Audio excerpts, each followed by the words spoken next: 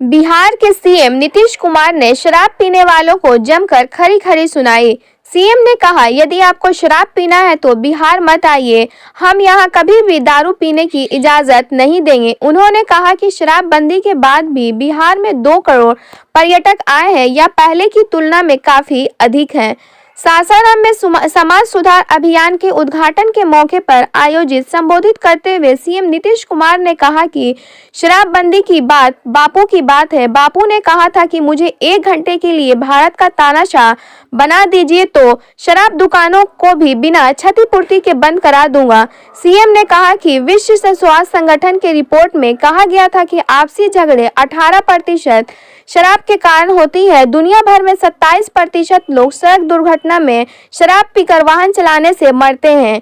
शराब से 200 बीमारियां होती है, यह जन जन आप सभी लोगों को बताएं, क्योंकि शराब के कारण जब इतनी परेशानियां होती हैं तो इसे हाथ क्यों लगाएं। सीएम ने कहा कि हमने हमेशा नशा मुक्ति के लिए अभियान चलाकर 2016 में मानव श्रृंखला बनाकर लोगों को जागरूक किया।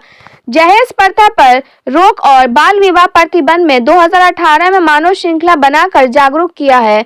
इधर जहरीली शराब पीने से 44 लोगों की मौत हो गई, जिसके बाद एक बार भी फिर शराबबंदी कानून को सख्ती से पालन करने के लिए अभियान चलाने का निर्णय लिया है। सीएम ने कहा कि पिछले 16 वर्षों में बच्चों की पढ़ाई, स्वास्थ्य, समाज में बेहतरी के लिए काम किया गया है। हम सेवा में विश्वास करते हैं। समाज सुधार अभियान इसी कड़ी में है। 2015 में बिहार की महिलाओं ने शराबबंदी की मांग की थी, जिसके बाद 26 नवंबर 2015 में इसे बंद किया गया। दहेज लेने वालों के घर ना जाए समारोह में शराब के अलावा सीएम नीतीश ने दहेज की बुराई पर भी तीखा प्रहार किया। उन्होंने लोगों से कहा कि चाहे कितनी भी करीबी रिश्तेदार के घर शादी हो, यदि वो दहेज ले रहा है तो शादी में ना जाएं। उन्होंने कहा कि तय कर लिया है कि अब उसी के यहाँ शादी में जाऊंगा जो लिख कर देगा कि दहेज नहीं लूंगा और वास्तव में दहेज नहीं लेगा। बच्ची की तारीफ की। सीएम नीतीश से पहले कार्यक्रम में एक बच्ची ने बताया कि जब कम उम्र में उसकी शादी तय कर दी गई तो कैसे जीविका दीदी ने उसके माता पिता को समझाया और माता पिता उसकी शादी टालने पर तैयार हो गए। बच्ची ने कहा कि अब वह 21 साल से पहले शादी नहीं करेगी, वह डॉक्टर बनेगी। मुख्य सचिव गिनाए शराब पीने के नुकसान।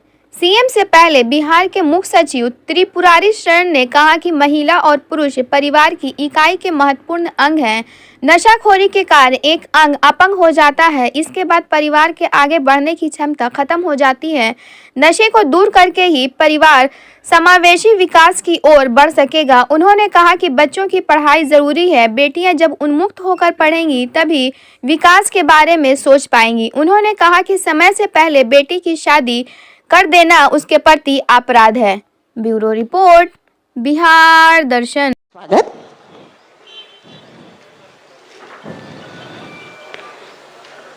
आदरणीय विकास आयुक्त जनाब आमिर सुबहानी जी का बहुत बहुत स्वागत करना चाहेंगे। हम बहुत स्वागत करना चाहेंगे पुलिस महानिदेशक बिहार श्री एस के सिंघल सर का। हम बहुत स्वागत करना चाहेंगे अपर मुख्य सचिव श्री के पाठक सर, उत्पाद एवं मद्य निषेध विभाग। हम बहुत स्वागत करना चाहेंगे श्री चैतन्य प्रसाद जी हैं, अपर मुख्य सचिव गृह विभाग। बहुत बहुत स्वागत, बहुत बहुत अभिनंदन सर, बहुत धन्यवाद। और आइए अब अनुरोध करते हैं, जीविका की दीदियां हैं, अपने बढ़ते कदम के माध्यम से स्वागत करेंगी माननीय मुख्यमंत्री जी का और साथ ही साथ इस सभा में उपस्थित सभी माननीय आदरणीय का स्वागत गान के लिए जीविका की दीदियां तैयार हैं।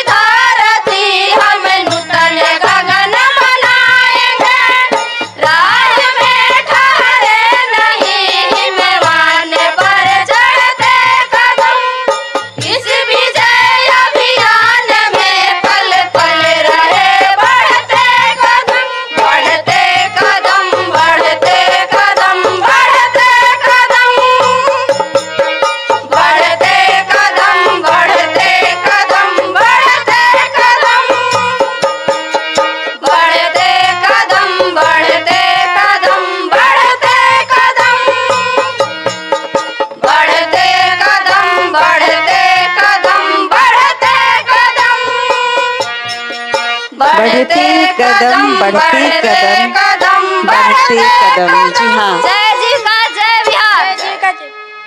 बहुत बहुत धन्यवाद आपका। स्वागत गान के लिए बहुत धन्यवाद। जोरदार ताली होनी चाहिए जीविका की दीदियों के लिए जिन्होंने स्वागत गान किया है। माननीय मुख्यमंत्री जी का स्वागत किया है। मंचासीन सभी अतिथि वृंद का अपने बढ़ते कदम के माध्यम से आपने स्वागत किया है। बहुत बहुत धन्यवाद। माननीय मुख्यमंत्री जी से हम अनुरोध करते हैं और साथ ही साथ मंच पर उपस्थित सभी आदरणीय माननीय से हम अनुरोध करते हैं कि दीप प्रज्वलन कर इस समारोह की शुरुआत करने की कृपा करें।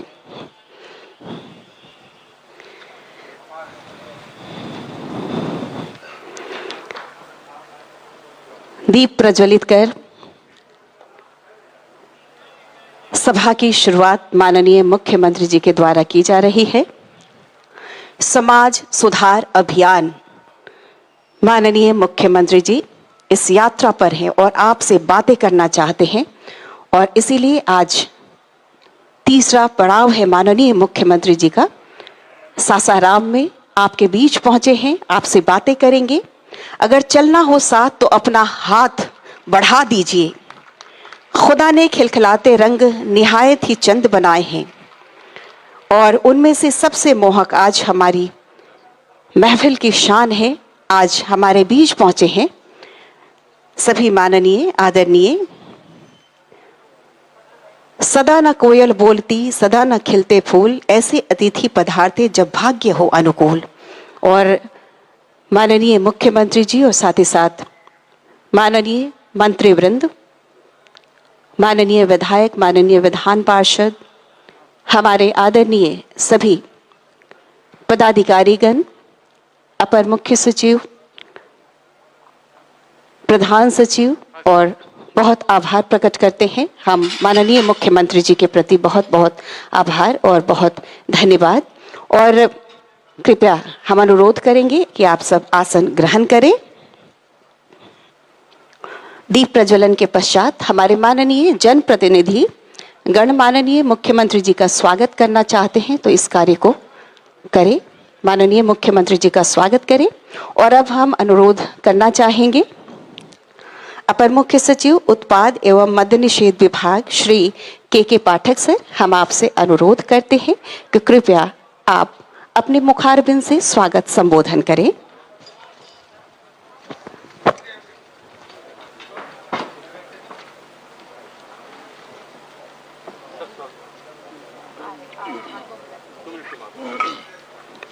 हमारे माननीय मुख्यमंत्री जी को माननीय जनप्रतिनिधिगण स्वागत कर रहे हैं। स्वागत के पश्चात स्वागत संबोधन अपर मुख्य सचिव मद्य निषेध उत्पाद एवं निबंधन विभाग श्री के पाठक जी के द्वारा।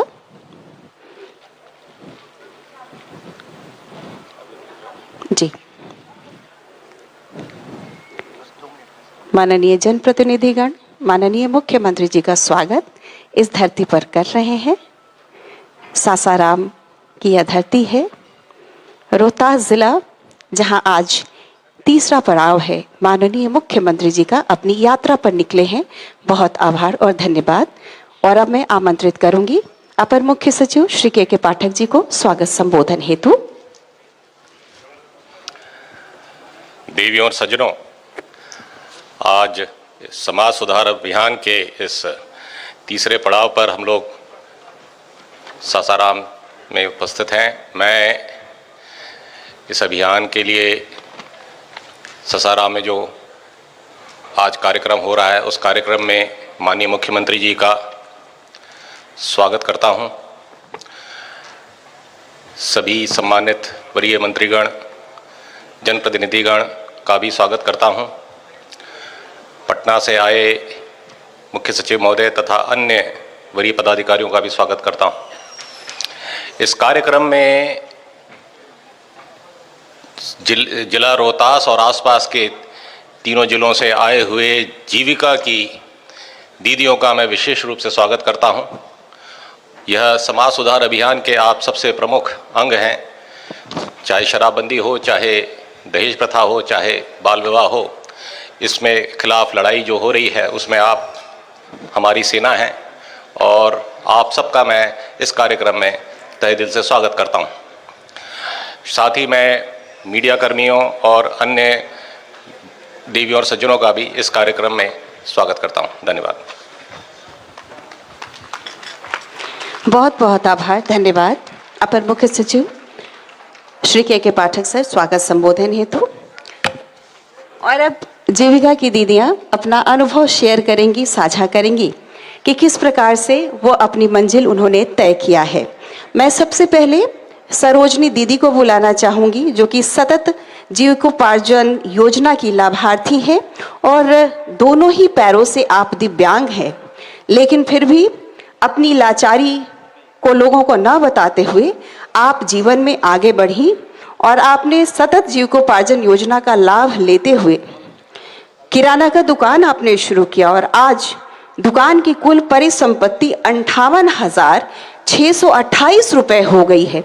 आपकी आय इतनी अच्छी है और योजना से जुड़ाव के बाद आपके परिवार को राशन कार्ड, बीमा, पेंशन, आवास जैसी कई सरकारी योजनाओं का लाभ मिला है। तो हम बुलाना चाहेंगे अनुभव साझा करने के लिए सरोजनी दीदी को।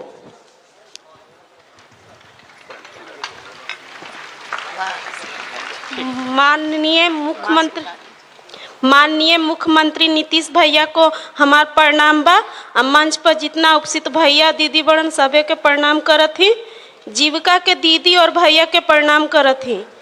हम नौहट्टा प्रखंड रोहतास जिला दारानगर से आयल ही। हम पिछड़ा वर्ग से ही। हमार नाम सरोजनी देवी बा और हमनी पति पत्नी दोनों विकलांग ही जा। जब हमार घर शादी भइलक तो हमार घर ससुराल में शराब बनत रहे। जब ससुर डेट कर गिलन, सास डेट कर गिलन, तो हमार गोतिया पटीदार हमनी के अलग कर दिलन जा, जिससे हमनी के खर्चा के बहुत सोचेला पड़त रहे। उस कारण हमनी विकलांग दोनों पति पत्नी केकरो खेत में काम भी न कर सकत रही जा, मजदूरी भी न कर सकत रही जा। ई कारण हमनियो व्यवसाय चुननी शराब के ही, शराब बिक्री करत रही जा खरीद के। जीविका के दीदी द्वारा जब हमनी जुड़नी जा तो दीदी बोलन कि शराब बेचल बंद कर दा।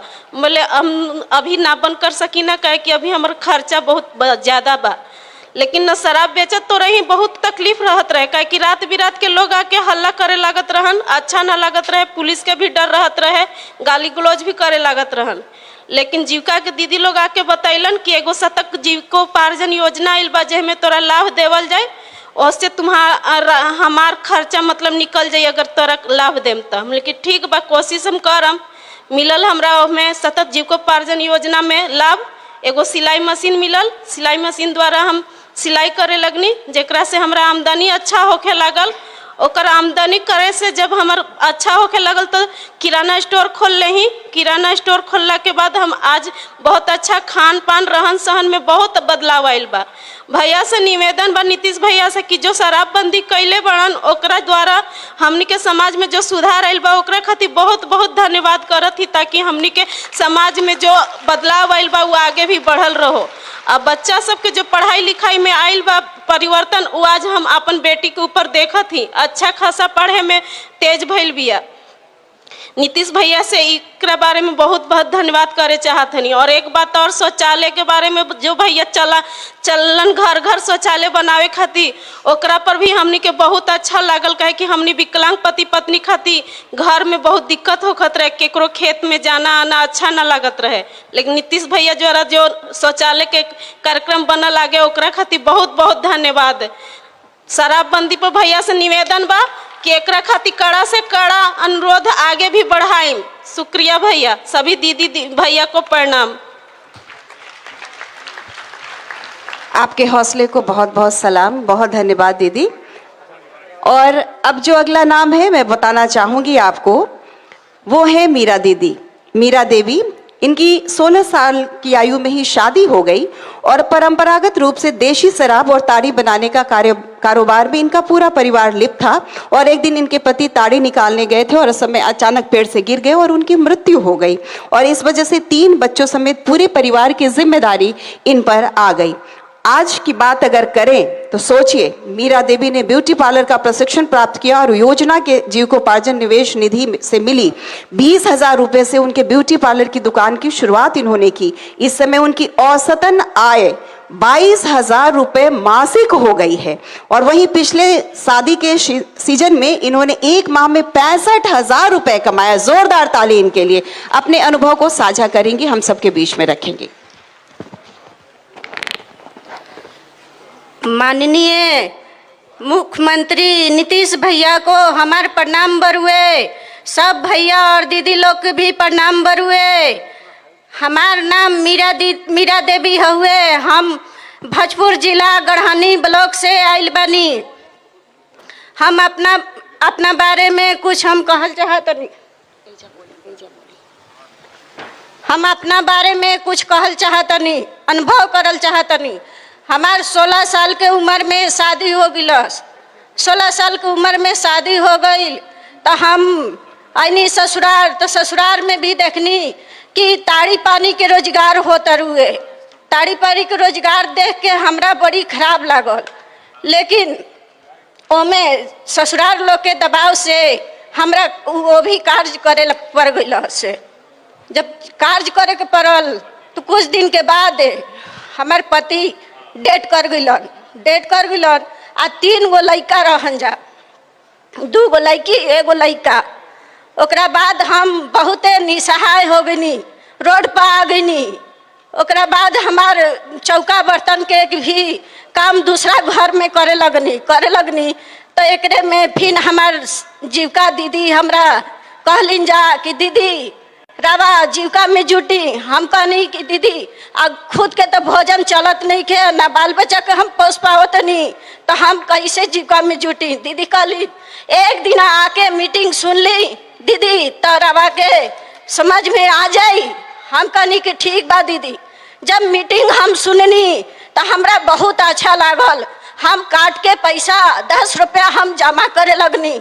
जब हम 10 रुपया जमा करे लगनी तो में से फिर हमरा जीविका दीदी द्वारा हमरा के मिलल 20,000 रुपया। 20,000 में हम अपन ब्यूटी पार्लर के दुकान हम खोलनी। ब्यूटी पार्लर के दुकान दीदी लोग खुलवैली लोग। कुछ दिन हमारा 8,000 आमदनी रहे। 4 गो लड़की सीखत रही जा। आज के डेट में हमरा लोग 20 गो लड़की सीखत रही जा। हम आज 22,000 के आमदनी बढ़ुए हमरा पास मंथली। और बाल विवाह दीदी लोग हम कहतनी कि बाल विवाह आज के बाद यहाँ हम कसम खातनी कि बाल विवाह जैसे हमार भाई रहे, जैसे हम अपन लड़की के ना करम।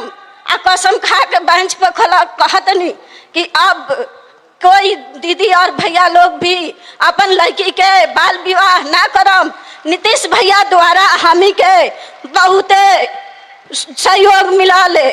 आजीविका द्वारा हमी के बहुत सहयोग मिलल। नीतीश भैया के हारी दिल से स्वागत करतनी, अभिनंदन करतनी, प्रणाम करतनी। जय भारत, जय जीविका। धन्यवाद मीरा दीदी। और अगला जो नाम है, इनका परिवार भी देशी शराब एवं ताड़ी के व्यवसाय से जुड़ा हुआ था, लेकिन जब शराबबंदी हुई, कानून लागू हुए, तो उसके बाद सतत जीविकोपार्जन योजना के तहत इन्होंने बकरी पालन शुरू किया। और फिर उससे जो आय हुई उसके बाद इन्होंने सब्जी और धान की खेती का भी काम शुरू किया। तो आइए हम बुलाते हैं मीना दीदी को।